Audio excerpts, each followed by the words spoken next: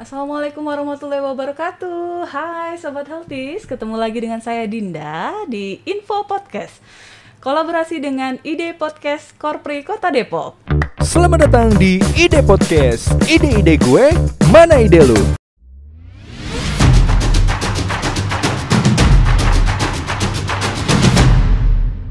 Oke Sobat Healthies, kali ini kita akan bahas tentang serba-serbi isolasi terpusat dan isolasi mandiri. Kali ini sudah datang bintang tamu kita, yaitu seorang penyintas COVID-19.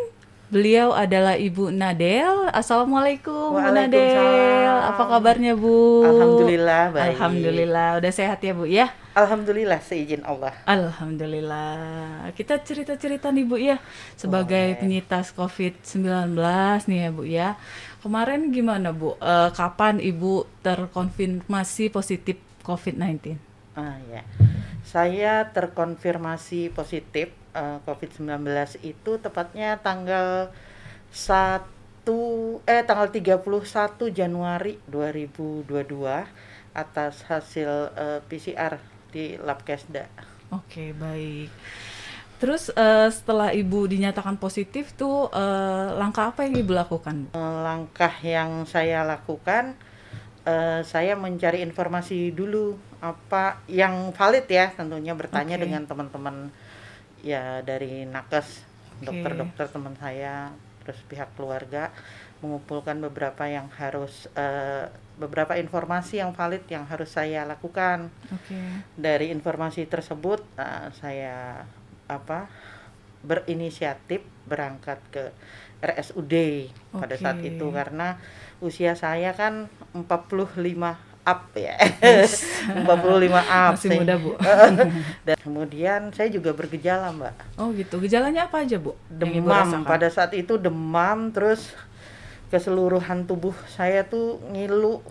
Terus yang paling khas ya katanya itu kan tenggorokan saya itu sakit, ngeremet gitu. Nah itu ya saya ke RSUD pada saat itu. Ke RSUD-nya itu sendiri atau sama siapa Bu? Pada saat itu sama suami. Karena suami itu kayaknya dia juga berpikir dia positif katanya, karena dia juga punya gejala gitu ya, saya sama gitu. Ternyata pas diperiksa di RSUD malah alhamdulillah suami saya negatif. Itu kemarin Ibu tesnya swab PCR atau antigen Ibu? PCR ya. Hasilnya berapa lama Bu? Hasilnya cepet. Jadi kita sore jam 4 ditemani oleh teman ya pada saat itu, terpisah tapi mobil. Kemudian hasilnya itu jam setengah 8 malam ya, karena dia TCM waktu itu. Cepat juga ya Bu hasilnya. Oke Bu Nadel, terus gimana ya Bu ya, Ibu bisa akhirnya isolasinya di isolasi terpusat di PSC? Jadi saya sebelum itu tuh udah dapat flyernya. Jadi ternyata ada flyer gitu ya. Saya lihat ada informasi di situ, saya menghubungi hotline. Hotline-nya terus menghubungi, diberitahukan syarat-syaratnya apa saja gitu ya. Terus ya saya penuhi, diantaranya KTP, terus surat keterangan bekerja di Depok gitu ya. Terus kemudian rujukan dari rumah sakit atau dari puskesmas yang merujuk gitu. Hasil swabnya dilampirkan juga. Kemudian nanti datang ke sana, nanti diperiksa gula darahnya seperti itu. Sampai saya ikuti semua persyaratannya dan dianggap memenuhi, akhirnya saya dapat informasi dari WhatsApp bahwa saya diterima gitu. Menjadi pasien di sana. Saya tanyakan juga ada biayanya nggak? Iya, berbayar nggak Bu? Nih penasaran. Penasaran kan? Iya. Ternyata nggak. Alhamdulillah. Jadi semuanya itu ditanggung oleh pemerintah Kota Depok. Luar biasa. Saya pikir ada nih. Karena pelayanannya udah luar biasa. Bahkan laundry kita juga, baju itu di laundry gratis gitu. Jadi itu yang membuat saya, waduh, amazing juga nih pelayanannya gitu ya. Seperti itu Mbak Dinda. yang mengantar Ibu ke tempat isolasi terpusat itu siapa, Bu?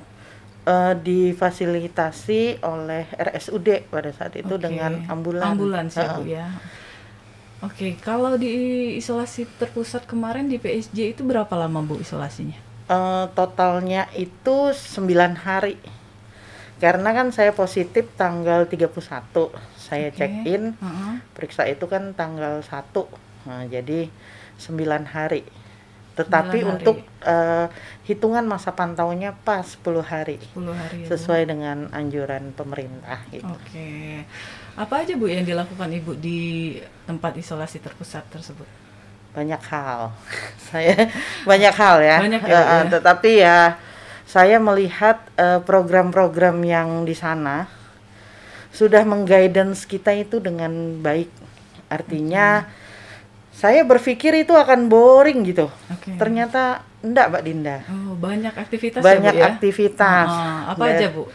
Dari awal bangun tidur ya, misalnya ya, setelah kewajiban kita sebagai umat muslim misalnya sholat ya, terus kita udah dijadwalkan untuk TTV katanya. Saya kan bukan orang kesehatan ya, TTV itu apa ya, 3 huruf TTV. Ternyata ini mengecek TTV, mengecek tanda-tanda vital. Nah, di sana ya kita dicek saturasi, kemudian apa tekanan darah, kemudian ditanyakan apa saja keluhan seperti itu. Itu kemudian kita disiapkan makanannya enak loh, Mbak. Oh, jadi betah ya, Bu? Jadi betah. Kemudian digiring habis itu untuk aktivitas berjemur. Oh gitu. Berjemur, cari matahari kan karena di tempat isoter itu di GHPSJ itu sirkulasi kamarnya itu bagus. Bagus ya, Bu. Ada pintu depan, ada pintu keluar terbuka gitu sehingga inilah cocok lah untuk cepat kita healing gitu ya. Iya. Cepat sembuh ya, Cepat Bu, di sana? sembuh. Ya, di sana juga kita disiapkan seminggu 2 kali ya, Mbak. Fasilitas senam. Oh, oke. Kita disiapkan instruktur terus senam bersama dengan penekanan-penekanan ya, artinya yang sesuai dengan pasien COVID. Jadi terutama untuk melatih pernapasan. Betul sekali. Ya, saya pun melatih pernapasan saya dengan sungguh-sungguh pada saat itu ya. Karena ini tidak terjadi di dunia normal saya di dalam rumah. Seperti itu, Mbak. Iya, oke. Jadi pelayanannya cukup bagus ya, Bu ya, kalau di sana ya? Kalau Di isolasi dibilang terpusat. cukup, jangan cukup, Mbak. Sangat Bagus, bagus. sangat bagus ya. Sangat bagus. Alhamdulillah. Makanannya itu saya lihat setelah saya tanyakan gitu ya, makanannya ini kok ini, kata nakesnya itu udah dikonsultasikan dengan tim gizi kami. ya. Jadi ternyata di Depok sangat aware ya, Dinas Kesehatan itu mempersiapkan ahli gizinya untuk bikin WhatsApp grup katanya. Di dalam itu ada save adanya, jadi dipandu setiap komplain dari itu ditampung. Insya Allah makanan di situ udah saya nggak ragu-ragu, saya makan aja tuh. Seperti itu lah. Luar biasa pelayanannya, Luar Bu, ya, biasa. memuaskan ya. Luar biasa. Ditambah lagi kita tiap Sabtu ya, tiap Sabtu itu kita dikasih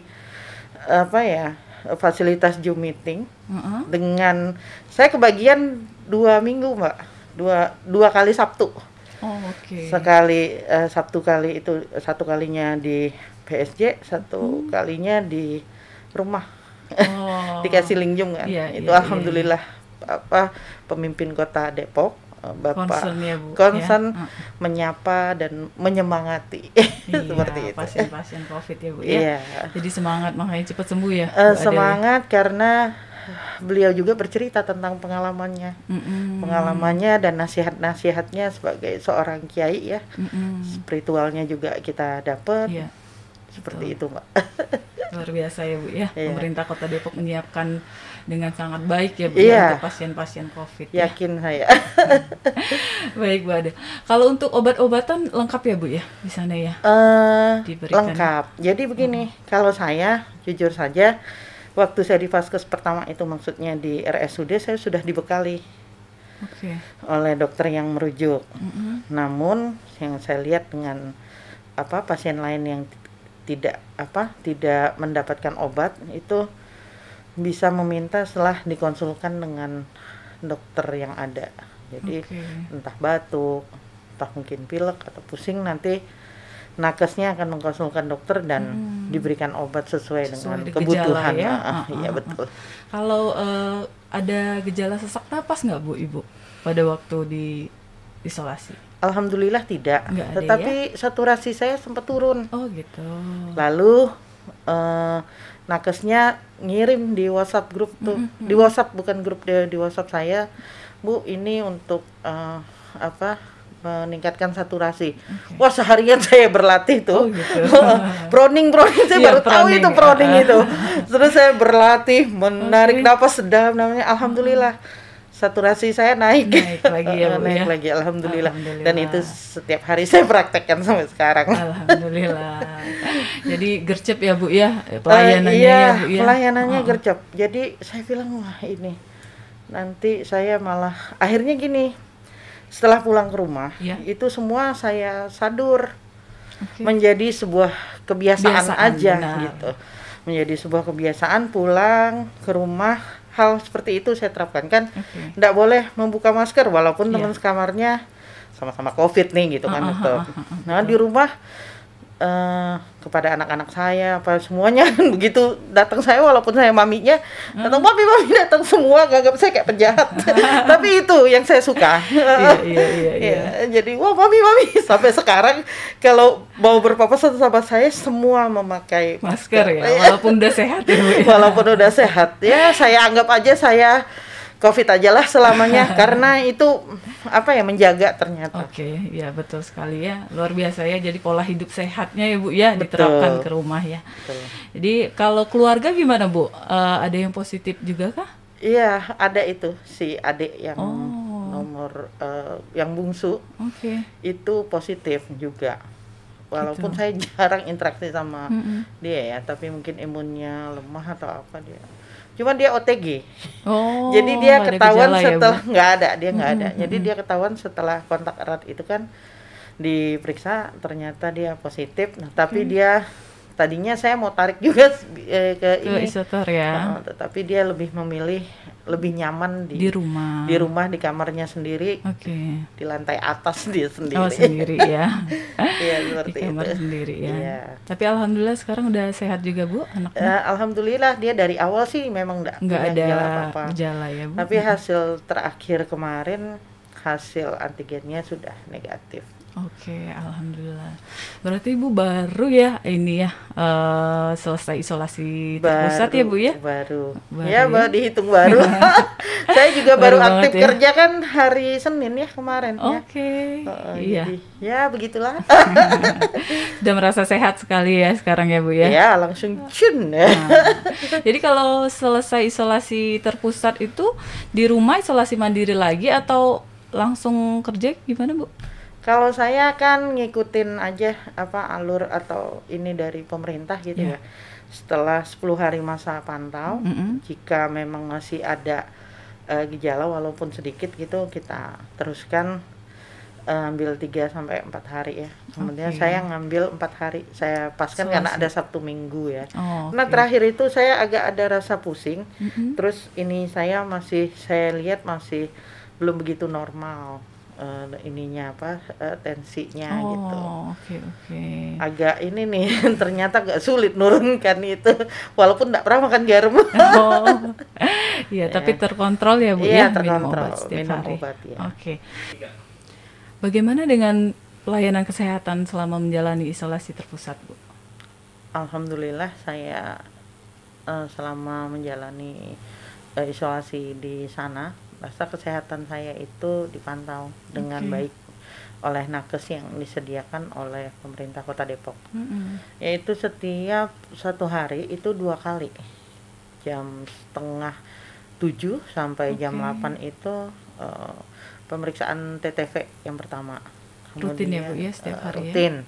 Kemudian sore itu jam 14 sampai jam 18 itu juga ada pemeriksaan Yang sama ya, Bu? TTV ya, yang Oke. sama. Nah, di antara waktu tersebut kan kita tidak bertemu ya dengan nakes. Kita dimasukkan dalam satu grup WhatsApp. Oke. Itu nakes ada di situ, kemudian seluruh pasien. Oh. Nah, di situ macam-macam tuh. Ada yang bilang saya batuk katanya. Saya pilek. Oh ya, nanti ya gimana? Ini kok saya rasa pusing ya. Ini obatnya ada nggak? Gitu. Nah, nanti pada saat udah dikonsulkan dengan dokter ya kan, masing-masing ada riwayatnya. Terus baru dikirim obatnya gitu.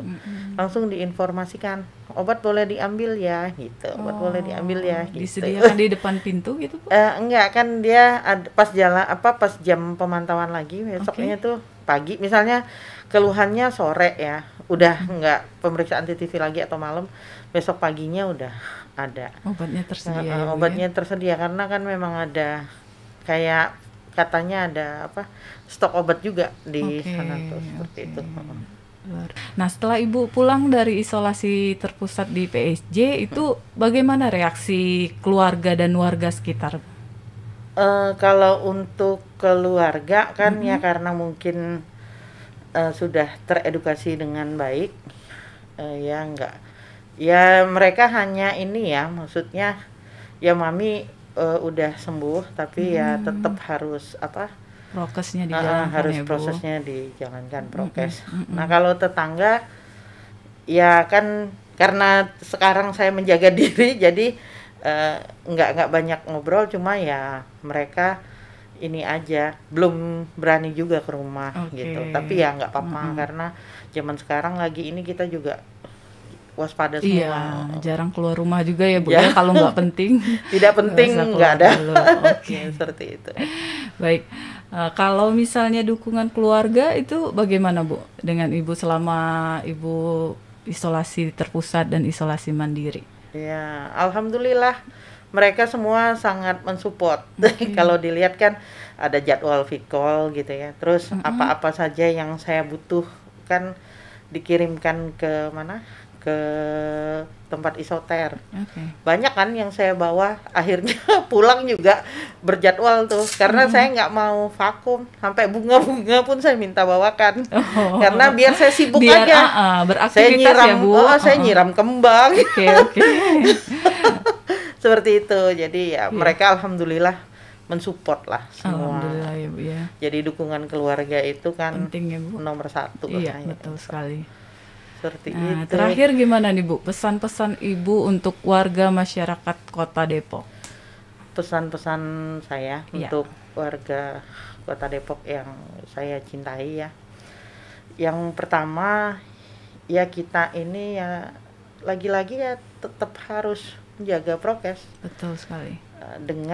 Tetapi ya kita yang jika memang kita terkena gitu ya. Yang pertama itu jangan panik. Jangan panik, betul sekali. Kalau panik udah kayaknya buyar kita mau ngapa-ngapain gitu ya. Terus jangan juga meremehkan. Ya, betul. Itu apa ya namanya, harus kita jaga. Tetap prokes, jangan panik jika terkena. Terus hubungin lah seperti saya ya, saya mencontohkan fasilitas kesehatan terdekat yang akan membantu apapun yang menjadi kesulitan kita, seperti itu. Ya, betul. Nah, untuk pengelola isoter, saya mengucapkan terima kasih.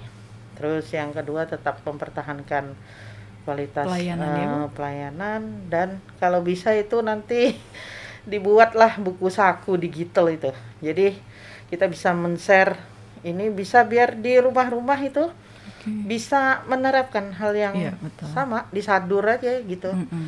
Jadi kayak kita mau jalan-jalan tuh Mbak Dinda, kan kita punya itinerary ya. Yes. Nah, itu saya sarankan dibikin lah tuh itinerary. Itinerary 1 Jadi sampai sudah 12, ada panduannya ya, Bu. panduan berikut menunya itu, ini aja. Itu saran saya. Mudah-mudahan bisa terrealisasi ya teman-teman di ini. Baik. Kalau terakhir lagi, Bu, kalau pesan-pesan Ibu untuk teman-teman yang masih isolasi di isolasi terpusat ataupun isolasi mandiri?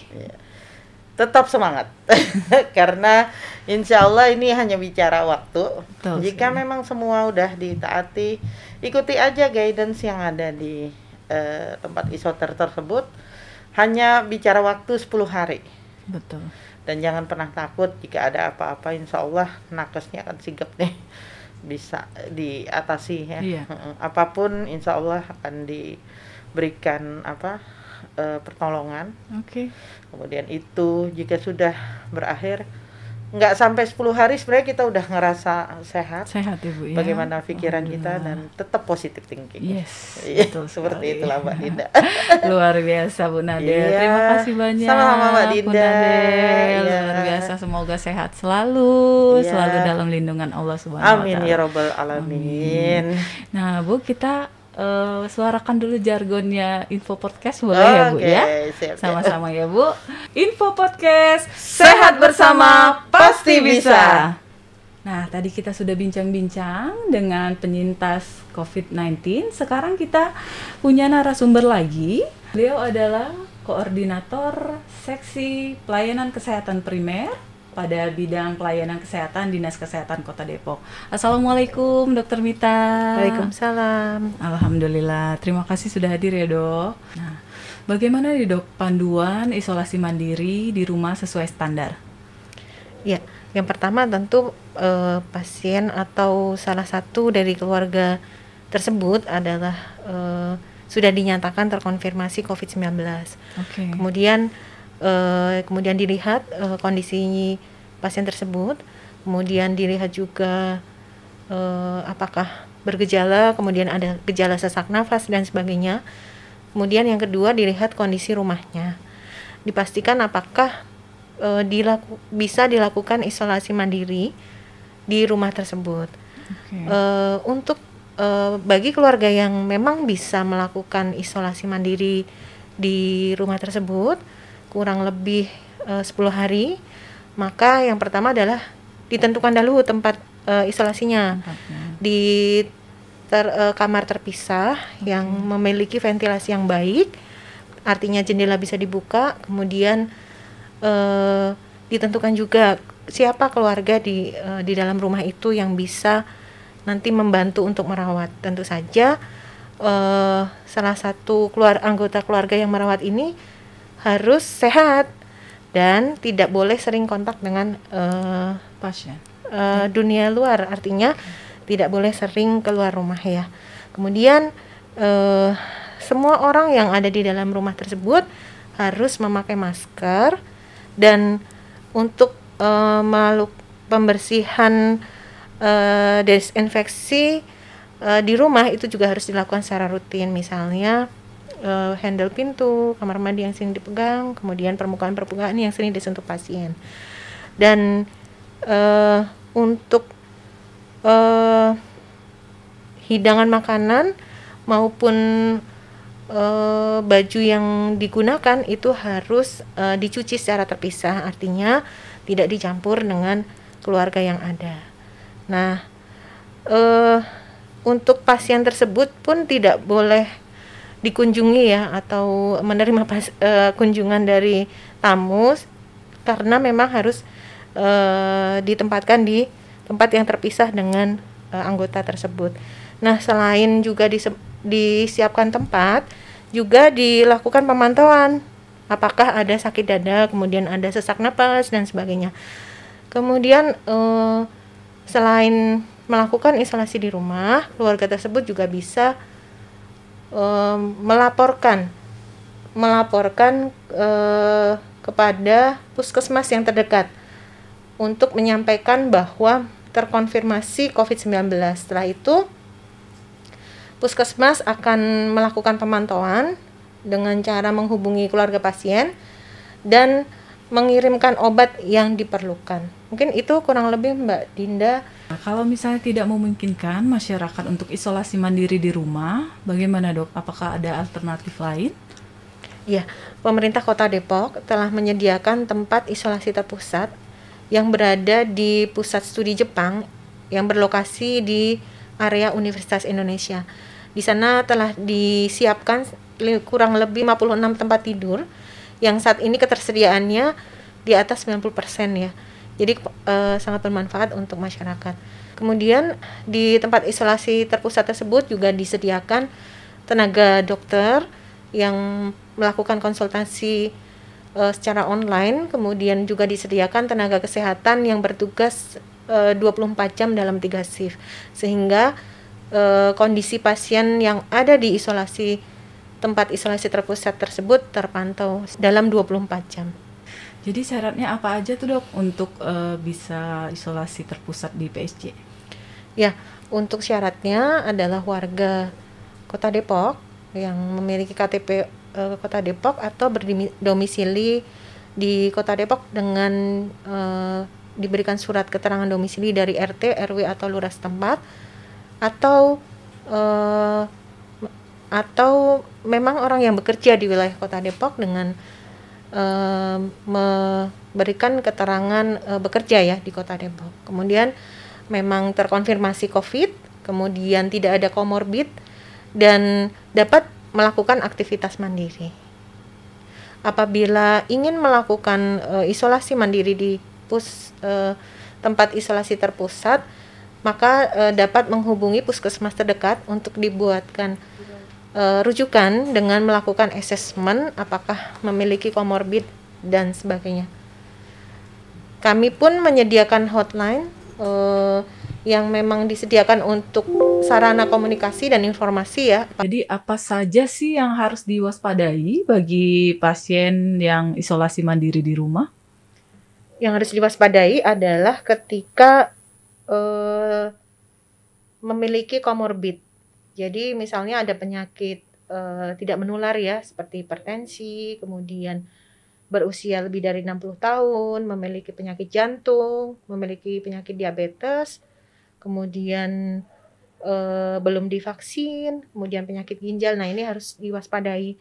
Kemudian apabila memang memiliki alat pengukur saturasi oksigen, ini memang sebaiknya dilakukan pemeriksaan saturasi oksigen 2 kali 1 hari dan menyampaikan hasilnya kepada petugas kesehatan di puskesmas yang memang setiap hari melakukan pemantauan. Apabila saturasi oksigen kurang dari 90%, maka sebaiknya langsung menghubungi tenaga kesehatan untuk pertolongan darurat. Kemudian untuk saturasi oksigen 90 sampai 94%, maka hubungi petugas kesehatan untuk mohon arahan lebih lanjut. Dan bila anak-anak ya khususnya yang oksigennya kurang dari 90% disertai dengan batuk, kesulitan bernafas, kemudian tidak bisa minum atau menyusui, kemudian lemas, lesu, ada penurunan kesadaran, mohon segera hubungi tenaga kesehatan untuk mencari pertolongan darurat. Baik dok, jadi dari data yang dihimpun oleh Satgas COVID Kota Depok per tanggal 16 Februari 2022 itu ada sekitar 31.091 kasus aktif. Artinya kan banyak banget nih dok ya masyarakat yang isolasi mandiri di rumah. Nah, bagaimana sih dok panduannya dan tips-tipsnya untuk masyarakat yang sedang isolasi mandiri di rumah? Ya. Untuk masyarakat yang sedang isolasi mandiri di rumah, tentu saja yang pertama adalah menyiapkan tempat terpisah dari anggota keluarga lain, kemudian jangan panik, kemudian yang ketiga adalah menentukan siapa yang akan merawat pasien tersebut di rumah, dan pasien yang dirawat tersebut oleh orang yang memang benar-benar sehat dan tidak memiliki komorbid. Kemudian apabila memang terkonfirmasi COVID-19, maka dapat menghubungi puskesmas terdekat yang ada di wilayahnya. Untuk ketersediaan obat, nanti pun puskesmas juga akan menyiapkan dan nanti bisa diberikan obat untuk pasien yang ada atau sedang diisolasi di rumah. Untuk makanan dan baju yang dipakai oleh pasien yang sedang melakukan isolasi mandiri di rumah sebaiknya juga dipisah dan dicuci di dipisahkan dari anggota keluarga yang lain. Jadi kalau misalnya ada pasien nih yang isolasi mandiri di rumah, jika mengalami perburukan, apa yang dilakukan, Dok? Apabila terjadi perburukan di rumah, maka keluarga pasien dapat menghubungi fasilitas pelayanan kesehatan terdekat. Untuk puskesmas dapat menghubungi nomor 24 jam yang ulangi. Oke. Apa Dok? Aku juga ngulang terus.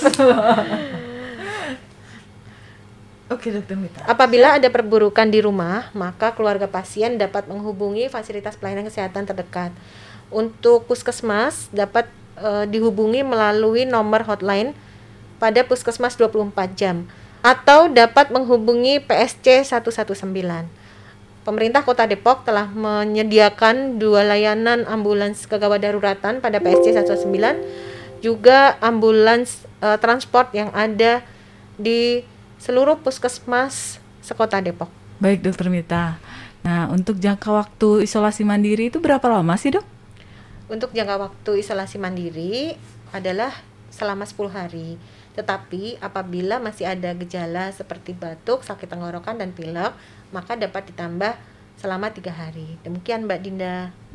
Oke, Dok. Jadi bagi pasien isolasi mandiri di rumah, bagaimana cara mereka untuk mendapatkan obat-obatan yang dibutuhkan, Dok?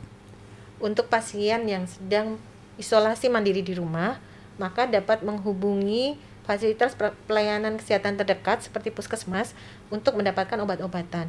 Saat ini Kementerian Kesehatan juga telah memberikan layanan telemedicine dan penyediaan obat-obatan yang dapat diakses oleh masyarakat. Baik, Dokter Mita, terima kasih banyak, luar biasa, pesan-pesannya informatif sekali. Nah, terakhir nih, Dok, ada nggak sih pesan-pesan untuk masyarakat Kota Depok? Untuk masyarakat Kota Depok, jangan lupa 5M dan 1D.